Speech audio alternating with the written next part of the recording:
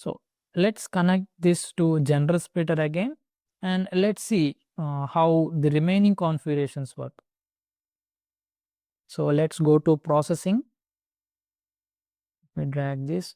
So here we have the option grouping. So here we can select, we have to give a numeric values. Grouping simply means how many messages should be returned with each split message. If we give the value 2, then it will return 2 split messages in one message. Let me show you how this works. So let me deploy this. And let's look at the final payload. So here we have only 2 iterations. So let's look at the body. Now you can see Arun and Basha details in one single message. Let's look at the other one. Now we have only Kiran. So that's how the grouping works. And let's try this with the XML payload as well.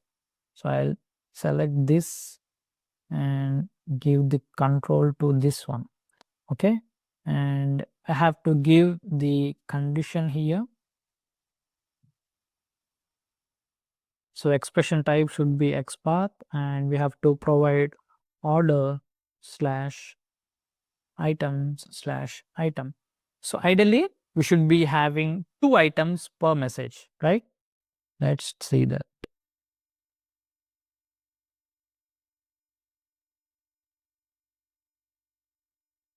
So here we have 2 iterations. In the body, we have all the encapsulating elements, and in the items table, you can observe one item, wireless mouse, and the other keyboard as well. So we have left with only one item here. So it preserved all the encapsulating elements and monitor. So this is how the grouping works with XML payloads. And let's see other options as well. So same applies to the iterating splitter as well. So there is no need to explain that separately. The only difference is it does not have encapsulating elements with split messages. Okay. And let's see what streaming means. So if you are familiar with any programming language, you would already understand this. So streaming simply means it does not store the message in the memory while handling or while processing it. So when we have a huge payloads, enabling streaming would be very helpful to our load balancer, right? So check this checkbox if we are handling large payloads. So parallel processing enables the concurrent processing. So it is also useful when we are having a large payload and there are more number of split messages. So these are all for performance tuning.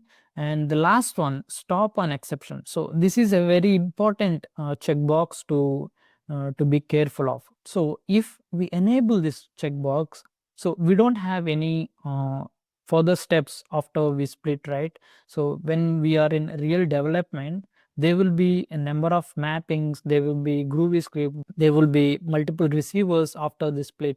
So when you select this checkbox, if any one single message, if any one split message fails at any point during the iFlow processing, then all the remaining messages will be stopped, right? So if you disable this, it will skip only the failed message and it will run with other split item. So you have to be careful when taking the splitter. So this is enabled by default. So you have to be cautious if you should enable it or disable it based on the situation you are dealing, right?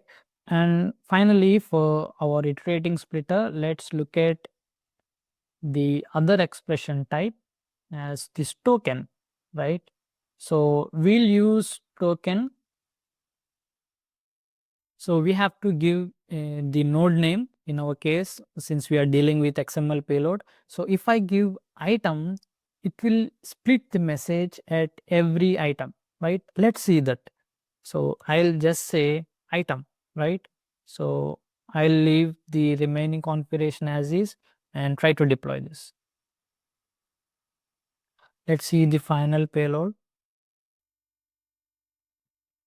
So here we have 3 instances, and look at the body. Now we have item element, right? So all the item details. Let's look at the second one.